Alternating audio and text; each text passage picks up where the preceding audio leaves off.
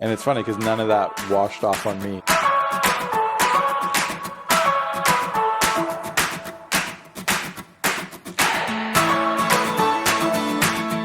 Today we're going to talk with Dustin Makavoy, Tokyo American Club's brand new GM.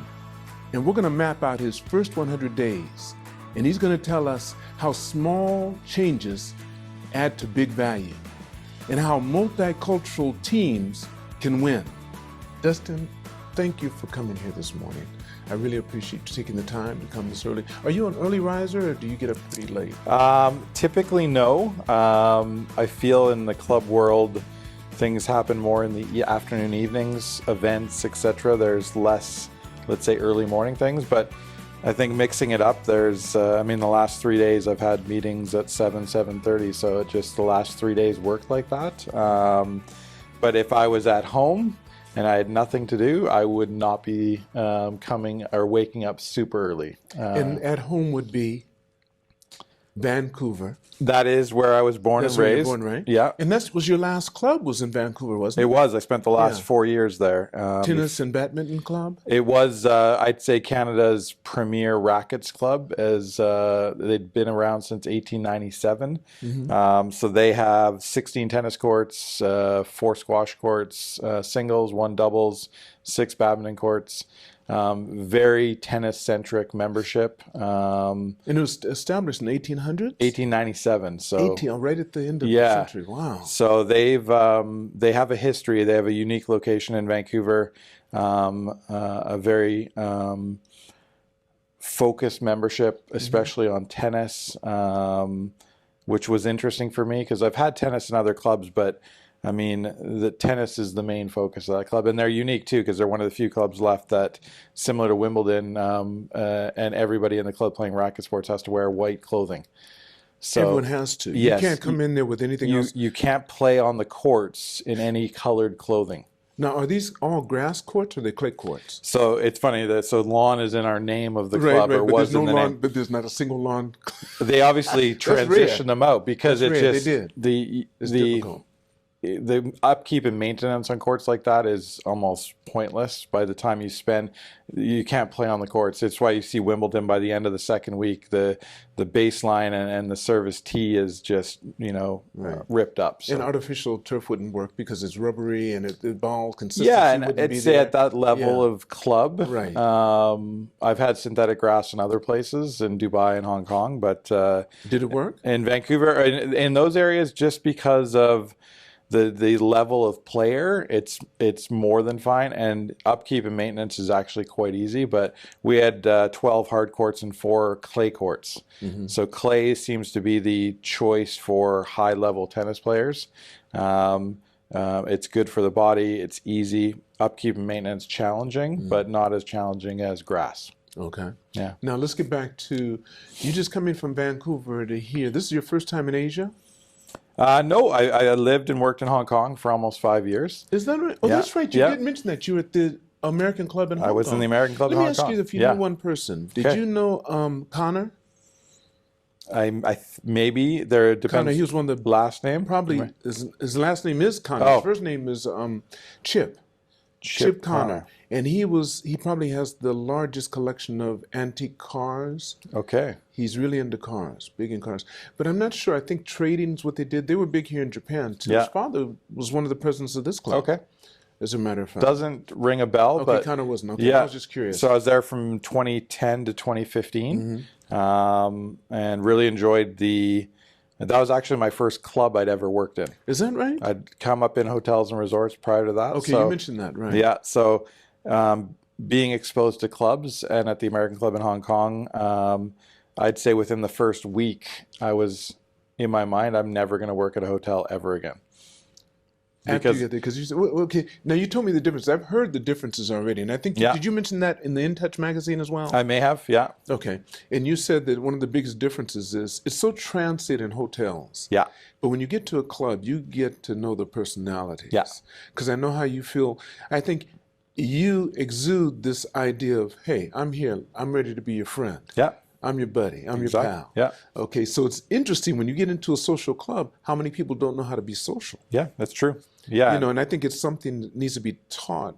I think we have a problem of people reaching the economic level to where they could become members, Yeah. but they never understood what it's like to be a member, the traditional idea of being a member in a club like this. Yeah, I mean, I look at myself, my family was never in that circle of affording a private member club. Then how was your mother your mentor? So she grew up in hotels and hospitality. So when she was younger, she was a housekeeper, worked her way up to executive housekeeper. I have vivid memories of, as a young child, my mom walking. She would bus to work in Vancouver from where we lived in White Rock, and hearing her high heels walking down the street is like a sound that is soothing to me, because it was like mom's home. You could hear that click, click, click as she was How many walking. siblings do you have? I have one sister. Younger? Younger, 7 years younger than I am. Wow, that's Yeah. a big difference. So you Yeah. guys were never in the same school. No. Yeah, by the time she came in, you were going. Yeah. It was. Are you guys close? Yeah, I mean, as close as a brother and sister. Some are like super close. I love her to death. I think that we have always had this kind of unique connection. I always wanted to be her kind of mentor, her support system when she needs it. But she's a brilliant young woman that is raising an amazing family. How many children does she have? She's got one of her own. Okay. And then she inherited some twin boys at the age of, I think, 8 or 9, who are now 18, 19. She raised them, okay. and helped raise them for sure. Right. And now I'm grateful that she's actually taken in my mother.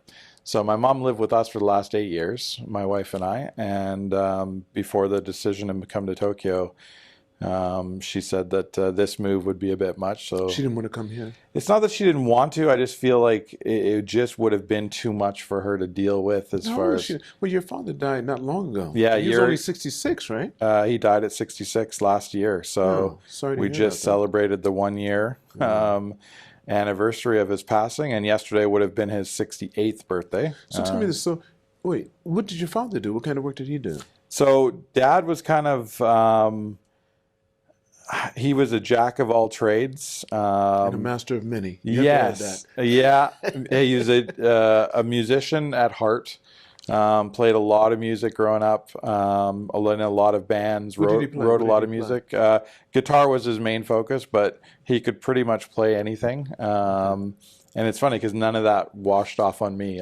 He didn't teach you how to do any of it? He may have tried, but he realized very early that all I needed was a ball to either bounce or kick. And at the age of 2 or 3, I was always into sports. So don't hand me anything metal. Just give me a ball and I'm good to go. Yeah, I'm just want to play. And just randomly throwing tennis balls against walls. My parents probably were like, oh my God, what is this kid doing? But it was, music was not, I love listening to music, but not the act of playing or understanding the notes or anything like that. So it's still Greek to you, huh? A little bit, yeah. Okay. Yeah. Did your mom and dad stay together the whole time? Till I was 17, and then they separated. And that's when my mom, I think, took a step where she made the decision to move abroad. I stayed back in Canada, focused on baseball. That was my life. She ended up moving to Beijing, China, Shanghai, and then with a hotel school, kind of teaching hospitality and to students, and then got recruited to go to places like Kuwait and Cairo, Egypt, as a female in those countries. Did you visit her during those times? In Cairo, I did. I did a 3-week trip with my uncle. How old were you then? I was 21, and explored all of Egypt. You know, we went down to Luxor, Aswan on a Nile cruise. We took a taxi to Sharm el-Sheikh. We climbed Mount Sinai, spent the night on top of the mountain with the monks. It was... Was your mom with you doing all this time? No, my uncle and I, you and your uncle. Just exploring. And he's like 4 or 5 years older than I am. Wait, is he your mother's brother? Mother's brother. Mother's brother, okay. Yeah. Probably the youngest brother. He is the youngest brother, yes. If he's not that far from you. I'm trying to put this all together. Yeah. Okay. I'm trying to put it all together. He's probably your favorite uncle, too. You guys are buddies? No? Yeah, we've always been very close. We've always Sounds been like your close. brother, yeah. Yeah. So yeah, I look at him more as a brother than, let's say, as an uncle. And probably the most successful entrepreneur that I've ever been around. He's built almost an empire, if you will, and is one of the most generous people I know. When your mother went to Cairo, did she ever marry again after your father? No. I'm just curious. No. So she went there. Your mother sounds really super strong. Yeah. She went over there and just, she was raised in Canada too? Yeah. Yeah. Okay. She's in small town Alberta, and then moved to Vancouver when she was very young and had me, and then stayed on the West Coast the entire time until she moved to, well, I would say that. My mom and dad had a very unique, when I was 5 years old, just before they got married. They met when I was maybe 6 months old, 7 months old. So my biological father never had contact with them. I got you. So she met my dad. My dad was playing music at a bar. My grandmother and mother went and sat in the one reserved booth that was left in the bar that happened to be for the band. My dad came over and then just struck up a conversation with my mom, and the rest is history, as you will, right? Your mom said, hey, I There was no other I come with seat. a little boy, Yeah. and I'll have your little girl, but Yeah. hey, this is it. This is the Yeah, deal. they hit it off. So they did the prototypical hippie lifestyle in the late 70s, early 80s when I was 4 or 5 in like 80, 81. They sold all their belongings in Canada and rented a Volkswagen minivan and traveled Europe. Started in the UK, and we spent a year and a half just living. Wait, now how old were you then? I was 5 years old, so I remember little things. But I not a remember lot. the pigeons in Trafalgar Square. I remember we lived in Spain for like 6 months. I remember doing Lego with my dad every Sunday. I remember our neighbor's dog had 2 different colored eyes, like just random things.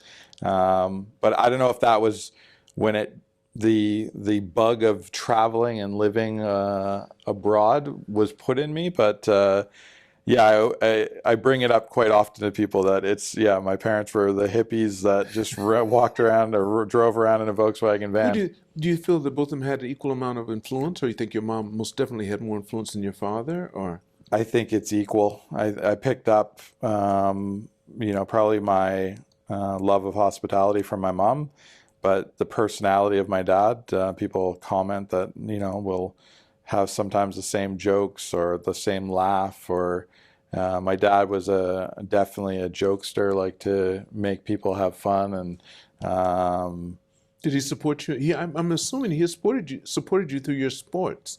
Yeah. And your interest in it. He showed interest too.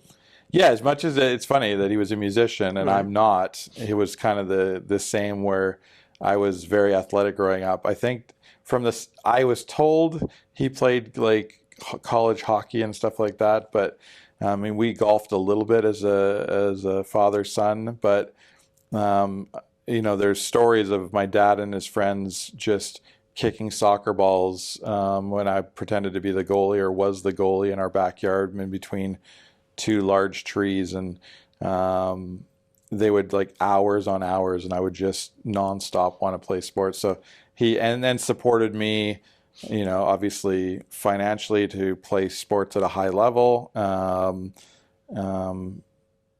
I was told he was always talking about me to his friends about how great of an athlete I was. So I think he was super proud of that process. But I was telling a story yesterday, and it may have come up. I don't even, not in the magazine, but he installed a basketball hoop at one of our houses when I was like 11 or 12 years old.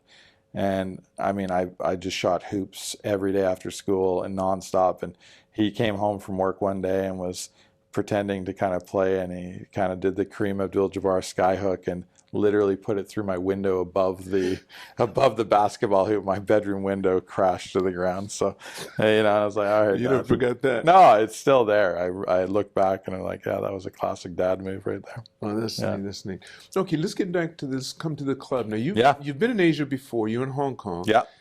Had you ever come to Tokyo before? Or is this the first time being here? When in 2012, when we were in Hong Kong, we did come for about a 6-day visit to Tokyo.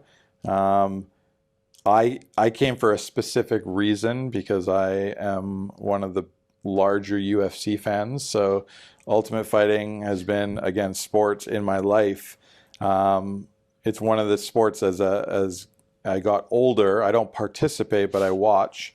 They were in Tokyo in 2012 for an event at Saitama Super Arena. And I'm at a level where I actually try and find out what hotel they're staying at and stay at the same hotel as the fighters. I try and go to all the press conferences, weigh-ins.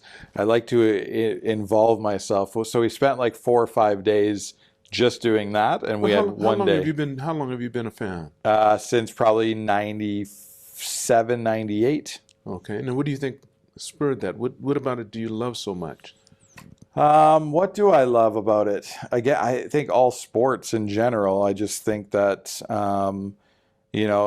initially it was very much marketed as blood, gore, not really understanding the sport side of it. But I think once Dana White purchased it with the Fertittas in, the mid 90s there, it became or late 90s, I guess. It's a sport if you actually understand it. Well, I know they eventually changed the rules. First of all, was whatever it may go. Yeah. Anything went, just get the guy out. Yeah. And that's what they were doing. Yeah. And it was gore. Yeah. And then they came in and started cleaning it up and saying, okay, we have to have some rules here because we're not trying to damage these guys for life. And that's what they were doing before. At the beginning, these guys would come in one ring. And that was no weight classes. It was kind of all over the place, right? So it was really I think, getting the sanctioning from the athletic commissions, making it relevant, and then pushing all the different martial arts that are in it. So, I fell in love with jiu-jitsu. I wrestled a bit as a kid growing up. So, the individual sport, one winner, they move on. So I became, I think I've been to now 16 live events for UFC. And well, the one thing about it too, it doesn't seem to be anybody's being fixed. See, wrestling, I remember as a little kid, I loved wrestling. Yeah. But I'm several decades ahead of you. Yeah. And I thought it was so real until my brother came in one day, and I must have been 7 or 8, and he said it's fake. And I said, no, don't tell. That's like telling you that Santa Claus isn't real or the Easter Bunny doesn't exist. And he said, watch. And he predicted everything. He said, just before they get to 3. Yeah. And I started watching that, and it broke me. Yeah. What do you believe in? If wrestling is not real, what can you believe in? Yeah. But I believe entertainment. UFC seems to be real. Oh, 100%. Yeah. I don't think they're pulling any punches. No. However, it's hard to believe that you don't want to believe that anyway. Yeah. At the end of the day. And a unique story about wrestling, actually. My grandmother, on my mom's side, so my mom's mom, in the early 1950s was a professional wrestler in Canada. She actually did. Come on. You have pictures of it? I do. I have. I would love to see that. I have basically the promo posters. And she's in the stands. She's ready there to take her down. And her maiden name was Tachynyuk, a Ukrainian. So that's your ancestry? Yes, on my mom's side, it's all Ukrainian. And so her name was Elsie Tachynyuk was her name, but as wrestling do, they changed her name to Torchinyuk. So she was actually called Elsie the Torch. The Torch. And my Baba is 93, I think, or 94. Wait, she's still with us? Yeah, she is. Wait, did she get any of this videoed, or you have? I don't have anything on video. I just have the posters of her there and stories.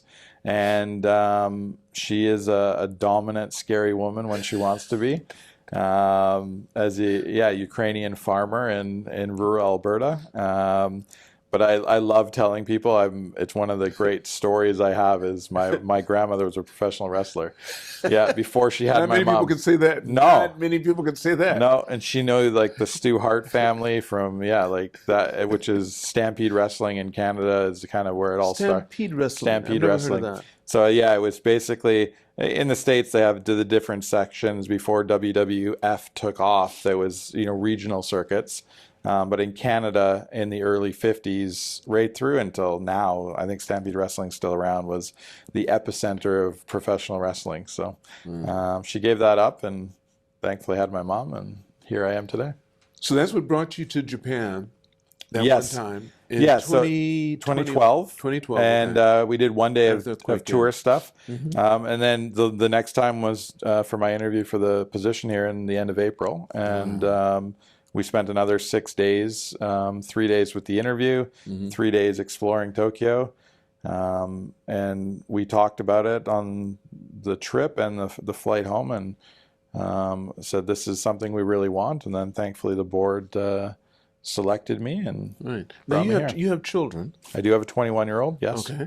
Yeah. And you've been married once? Or twice. Okay. So my ex-wife and I had my daughter, and we lived together in the Maldives, Caribbean, and Dubai until my daughter was 7, or almost 7. And then we separated. She moved back to Canada with Macy. And I met my current wife and then moved to the Seychelles, Hong Kong, Edmonton, Vancouver, and now Tokyo. Okay. Yeah. And you two have someone very special with you too, and I believe her name is Espen? Yes. ESPN, because like of your love for sports. Yeah. Yeah, it is. How old is she? Espen's 5.5. 5.5. And what is she? She's a mixed breed. Okay. She's has collie markings, but I would say there's lab in there, there's shepherd in there, there's a bit of everything. And yeah, we're excited to have her come in December and join us and be a Tokyo puppy. And yeah, so we're excited. But yeah, love of sports. So I had to, if I ever had a dog that I was like, I need to name her Espen. Espen. Yeah, ESPN. But because I had a little brief talk with your wife when I met her just the other day, and she said, I think she was totally against it at first because you talked about it. She said, no way, but guess what? That's what her name is. Yeah, and it's funny, when we adopted her from the agency, her adopted name was Smoochie. Smoochie. And I was like, we can't name a dog Smoochie. There's like, come on now. And she loves giving kisses, which is why they named her Smoochie. But I'm like, Espen, you look like an Espen. So now you've been at the club for how long now? This is the middle of my 4th week. Your 4th week, yeah, okay. So it's not really fair. I want to talk to you about your first 100 days, because that's how we usually judge. Yeah, fair. You GMs your first 100 days. And you did mention in the In Touch that you do want to make this club one of the top clubs in the world. Yeah, I'm such a competitive person in everything I do in life that wherever I'm at, I try and make it the best it can possibly be. And I've seen enough clubs now for being in the industry now for almost 15 years in clubs, understanding the levels of what clubs offer their membership. And I would put TAC in the top 20 in the world, I would say, of this style of club. Like, obviously there's golf clubs, you got Augusta, you got Medina, there's levels to golf. Right. But for a city, family-oriented, athletic, social club, in a facility all in itself, in one-stop shop, and the fact that we've added Nihonbashi 5 years ago, like having satellite clubs are just amenities to give your membership. That's right. I put it top 20 in the world, but I don't think it's top 5 because I've seen some, but I want to be top 5. That's what I'm talking Yeah. about. I want to get it there. I want people to talk about it. Let me tell you, so to do that, you did mention something about small touches add big value. Okay, now we have some additions to the club that you come in just the right time. We have a brand new bar being built, and that's been finished. Then we have another section that's going to be in there for basically setting up events or whatever, and still part of the bar. Yeah. And then we've made new additions to our locker room. Yeah. The men's locker room. Men's locker room just opened on Monday. That area. That just opened, right? Yeah. So that's just open. What else? We changed a few things by the recreation. I know we have that satellite room where trainers can go. I use that all the time. The functional fitness room. So what do you see in your first 100 days? Let's say after you finish that first 100 days, what would you think? What would you like people to say about that? I hope that, you can always add, like one thing I added even before I came here was kind of some direction to actually get conditioner in the men's and ladies locker room. So conditioner. You guys just had shampoo and like a body wash, and not that I need conditioner myself, but I was told that would be a quick win, and I coordinated that from Vancouver just to get it in. So. But then it's the branding. I want to drive the TAC brand everywhere in the club. So all of our dispensers in said locker rooms shouldn't be the brand name of whatever company we're using. It needs to be in TAC logoed dispensers. I think that the staff also, I think that's where I would hope that members feel the biggest impact, that the staff morale, their joy of service and that mentality. I've started, I kind of put out to the team after my second week here of what our staff vision and mission should be and what our focus is. Because I think if they have something that they understand and work towards, the club itself, we have our own vision and mission. And we're there to support that. But what are we there for as a staff? And I really talk about being the heartbeat of the club. Can you share that with us? Yeah, the staff to me, and really, there's a nice line. The tagline is one team, one vision, limitless possibilities. And in order to do that, we need to be the heartbeat of TAC, right? So we are the blood that pumps to the body. The board, the committees are the brains of TAC, and all the members of the body using TAC. But if the heart is not beating, the club will die. So the staff need to understand they're the ones that keep the club running at the end of the day. So I'm really pushing that heartbeat. We'll get into some training sessions with them. I've had a couple staff forums. I love talking about my journey, my story. I think it's unique. I like to talk to a 19-year-old staff member and let them know I became a CEO at 37. I didn't go to school. I have no degrees. I have no letters on my name. But this business of membership clubs, the opportunities are limitless, really, in what you want to do. So I think in my first 100 days, my focus is the staff and making sure they feel that they're supported, that they are motivated to do great things. Then things will naturally evolve, working with committees to get things changed, adding my little touches to things. I like to be as diverse as possible on the amount of offerings we give the membership. I need to... What do you see as being some easy wins in that area? I think just looking at our recreation programming, that's my core love is recreation. Because you started off in I was in that world. Mm-hmm. So Susanna, who moved on after being here 17, 18 years, gives us a great opportunity, and I got very involved in hiring Caitlin, our new recreation director, who will be here at the middle of October. We actually, every Wednesday at 9, we have our kind of catch up. We're already starting to work on things of revamping the programming, looking at what works, what doesn't work. I mean, you're already talking with her on that, going that over online right now. Yes. Well, that's beautiful. Yeah, we try and every week we'll spend at least a minimum of an hour. And then she also is now meeting with each of her department heads, from the library to kids club to fitness, etc. I really want to elevate our aquatics. I think that the level and the how our pool looks. I'd love to have a swim team that's very competitive and produce high level swimmers. Our basketball programming, our squash programming. I just like to take it all up. I saw you the other day. I mean, that was my second time seeing you, I think, at the club. Yeah. And you were with 2 professional NBA players? Yeah. Was it 3? Maybe it was 3 of them. One NBA guy, Jalen Williams, was at the club.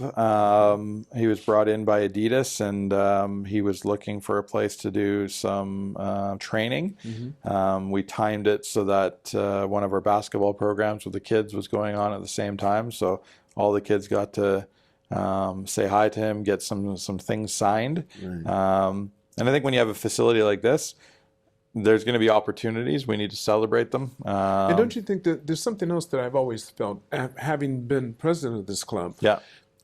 is that a lot of people don't understand how important and how we're seen to the external world. Yeah, for Because sure. most people don't know, but they don't understand the value here because a lot of people come here as customers Yeah. instead of as members. Yeah. And then you have always the few that have their opinion about how everything should be, Oh, yeah. and they will speak the loudest, and it sounds like they're representing the most people, which they may not be doing. Yeah, vocal minorities in clubs That's are very, usually what very happens. common. And it's common in every club. Yeah. You have that in every club. Some have more power than others. Yeah. But this is very transient. Yeah.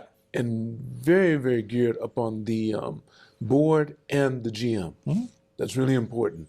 So I think that we do a great job, having been here for 96 years so far. Yeah. That's not bad. No. Yeah, that's what I mean. It's top 20. Let's get it top 5. It is. And we can do that. Okay, let's say this. So working with all the different cultures, you have over 40 different nationalities in your staff. Staff, yeah.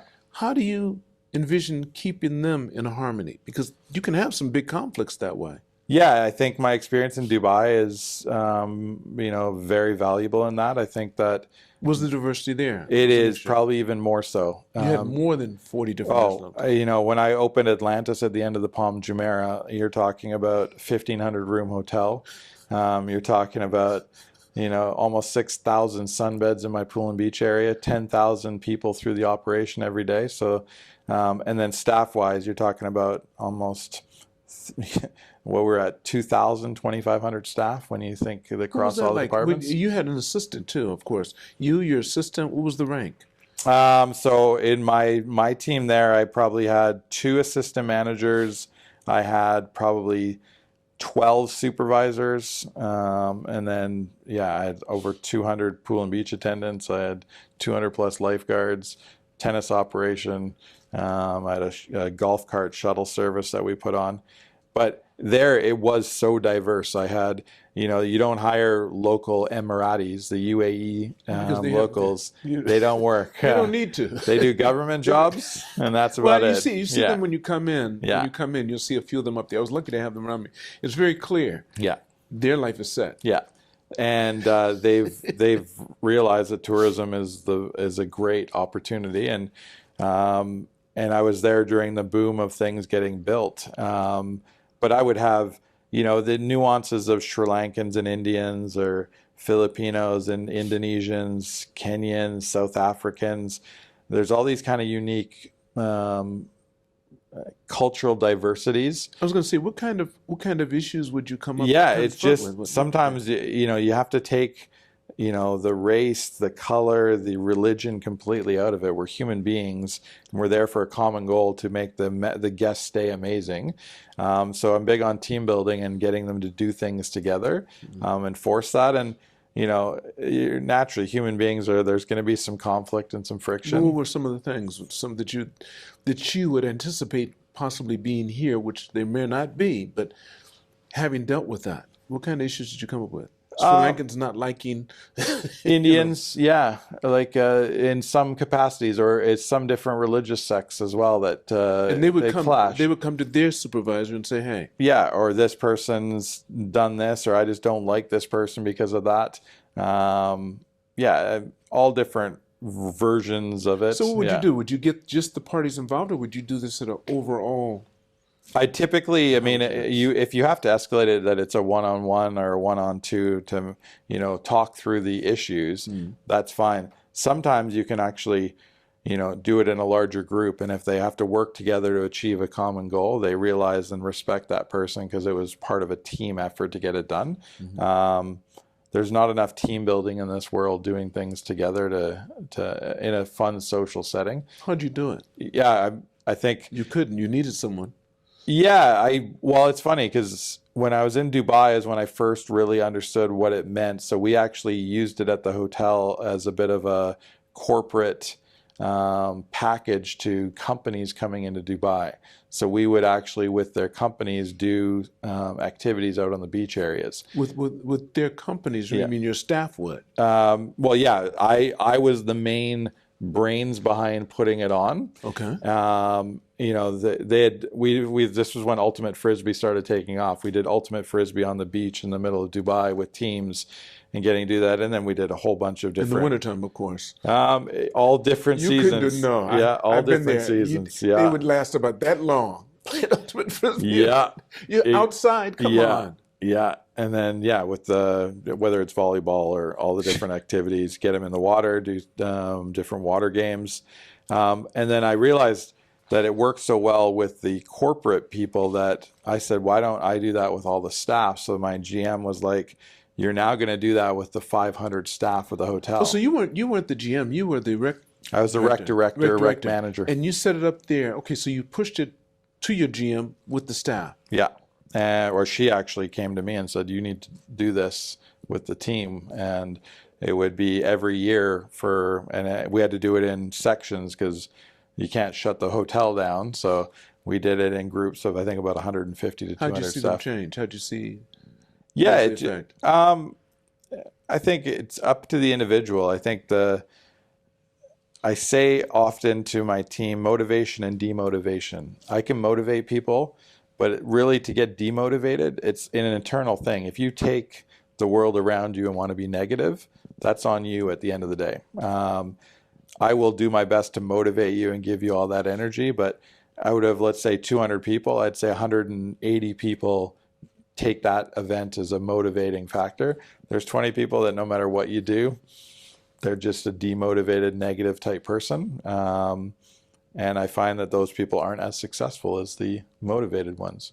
It's easy, but the one thing that you have an advantage being in Dubai is it's easy to replace them. It's a very transient place. Here, it isn't. Very true.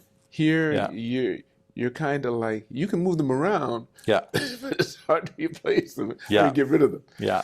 So if you have the ability to do that, but you're going to have to see them. Yeah. You're going to have to look at them. Yeah. And that's why spending the first 100 days with the team is kind of my most important thing right now. And then getting with all the committees and working with the board. And I just had my first kind of long-range planning committee meeting with a couple of members. And I love that side of things, the strategic, long-term thinking, where we are 10 years, 15, 20 years from now. I've done that even since I was 19, 20 years old. I'm like, where do I want to be when I'm 40? Where do I want to be when I'm 60? So you never thought about joining the military in any way? That's not a big thing in Canada anyway. People have to come from that family, basically. Yeah, that's true. That's in their family, then they'll do it. Yeah. But outside of that, you don't really have a draft. I don't think that's ever been. And people do it they volunteer because everything we've been in, you've been in. Yeah. It's almost like Australia. Yeah, exactly. I mean, like, if they're going, I guess we got to go. Got to help support. Yeah.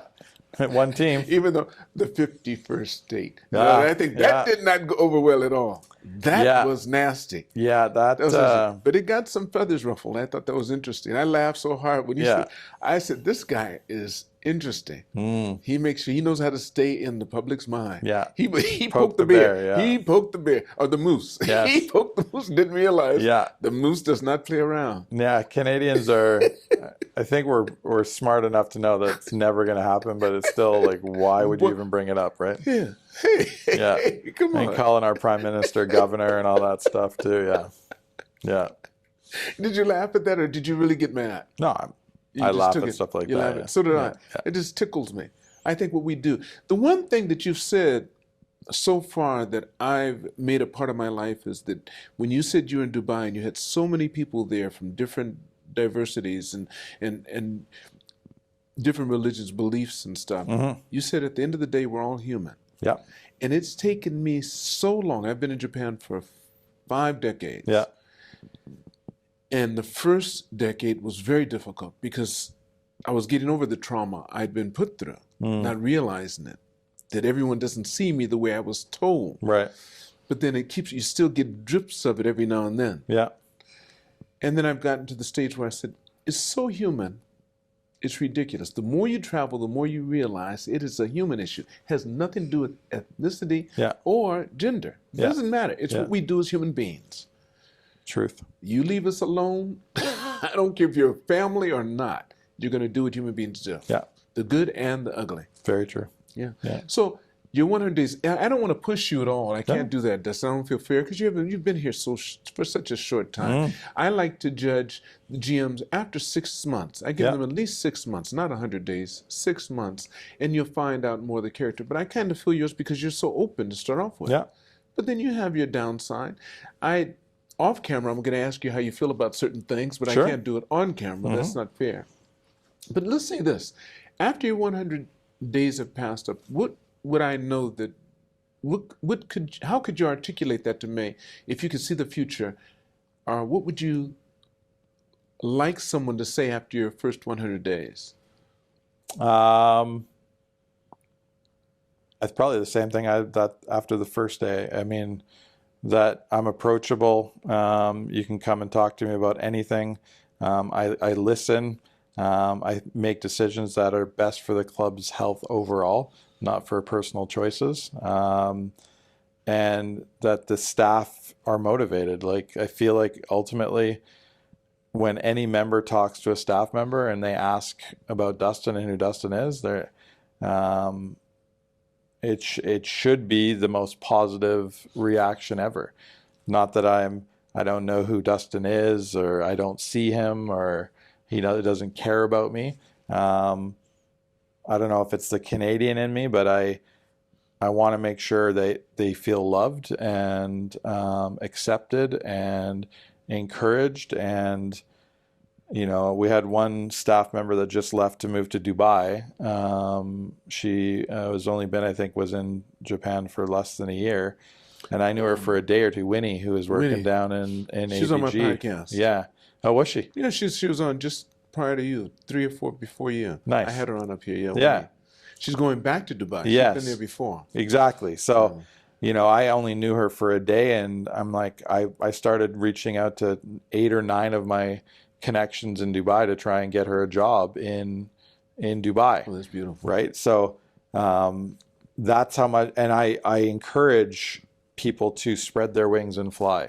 I think it is to stay in a position for 15, 20, 30 years is changed in the hospitality. It's not like that anymore. In the world, for anything. Yeah. I mean, I've never seen us move around so quickly and so easily, because I grew up at a time when job security was a thing. Yeah. And graduating with a degree and doing something in that degree was a thing. Yeah. But that quickly stopped being a thing. Yeah. Even as I was going through it. Fair. Yeah. And now, with the advancement in our technology, I like to say this, because I teach AI, I also teach confidence. I do that. I got to speak to the TAC staff at one time. Nice. You didn't see it, I don't think so. No, not yet. Okay. I think that with AI being here, the thing that it's doing is it's advancing those few, and it's going to be only the top 10% to truly use it and know how to use it. It's just like the VCR when it came out. Yeah. The VCR could record 6, 7, 8, maybe 12 channels, Yeah. right? In an hour. Yeah. It could do that. But all we knew how to do, 99.9% of the people, is turn it on, turn it off, and maybe pause it. Yeah. That's all people know how to do. But it could do all these things. The same thing, you remember those calculators that could square root and everything else? Then they said, hey, we're wasting a lot of plastic here. Let's just put add, subtract, multiply, and divide. Yeah. That's all we need on there, and that's all they did, and that's all we use. Yeah. So I think in this club, we have so much opportunity with the amount of people we have here and the diversity. And I like the fact that you think that it's just a people problem, because that's what it is. You know. The same question, let's say after the club becomes the #1 in the world, the top 5. How will we be able to distinguish ourselves? What will people say about this club? How do you see that? Yeah, I think it's the same concept of, the fact that you say Augusta or Medina or... Okay, when someone says Augusta, you just think golf? Well, you think Masters, you think, the most pristine golf course around. All right. The, people that understand it and have been there, I don't think that they've raised the price of their sandwiches in like 35 or 40 years. The same. Yeah, like you don't have to. Pimento sandwich. People don't, but then the money they make in their pro shop, right, on memorabilia and stuff like that. So, if you can create that aura around your club. That's the thing. See, if you can do that, We have a club here like that. It's called the Tokyo Club. I'm a member of that club. Okay. But it's one of the few only male clubs left in the Right. world. But their dues, I don't know if I should tell you online, but if I tell you the dues and why the dues can be that amount, Yeah. it's because of what they own. Right. But you would never know it. Yeah. And the average age there, I can tell you that, 72. Yeah. These guys are the ones that have built this place. Right. I like to say there's 600 members in the club, 500 Japanese. The other 100 are their entertainment. Right. And we're from different nationalities. I was the first person of color. Nice. There was a member there. Right on. Yeah. Or I should say I was the first African American. There's one Indian guy. Yeah, okay. Yeah. First African American. Yeah, so I think it comes down to people talking about your club, and I think until they come and see it and experience it, yeah, your members will talk about it, but our reciprocal network that we're in, which is great, Right. having members come from the U.S. or Canada or other American clubs in Asia, whether it be Singapore, Hong Kong, Taipei, I want them to go back to their club and be like, that's a club. I mean, I constantly want to increase our network, but also ensure that the clubs we're reciprocal with are at the same level as we are too, right? Now, you're Canadian, but you're at the Tokyo American Club. How do you keep the essence of the American Club American? How do you, with all this new stuff coming in, how do you keep us the Rolls Royce of membership clubs?